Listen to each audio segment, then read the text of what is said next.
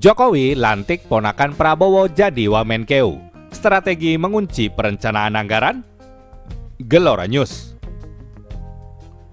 Presiden Joko Widodo atau Jokowi telah melantik Thomas M. Djiwandono atau Tommy sebagai Wakil Menteri Keuangan Wamenkeu II pada Kamis 18 Juli 2024. Pelantikan keponakan Presiden terpilih Prabowo Subianto itu disoroti oleh pengamat dan ekonom.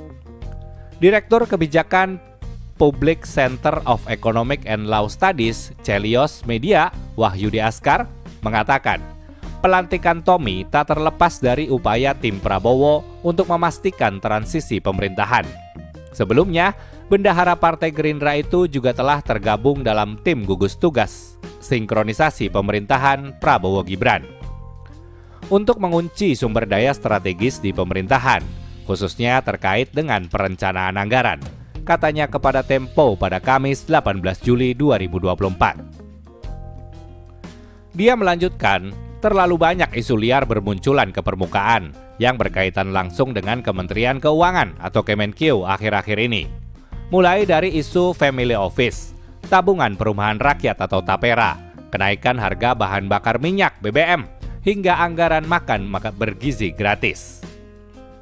Masuknya tim Prabowo ke Kemenkeu, kata dia, pasti mempengaruhi narasi dan prioritas di internal kementerian, termasuk soal pengisian jabatan di internal kementerian pasca pemerintahan Jokowi, dan memastikan struktur anggaran berpihak pada kepentingan politik dan pemerintahan Prabowo Gibran ke depan, tutur Wahyudi Askar. Mengingat Thomas Djiwandono yang sebelumnya sudah masuk dalam tim transisi pemerintahan, Wahyudi menduga ada dinamika di internal kementerian. Oleh karena itu, dia pun masuk langsung ke dapur kementerian. Jika masuk secara struktural, powernya akan lebih besar dibandingkan dengan tim gugus tugas, karena mengikuti day-to-day di kementerian.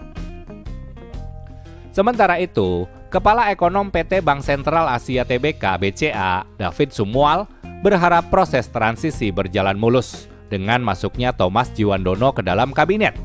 Kemudian, juga dapat memastikan program-program pemerintahan berikutnya bisa berjalan.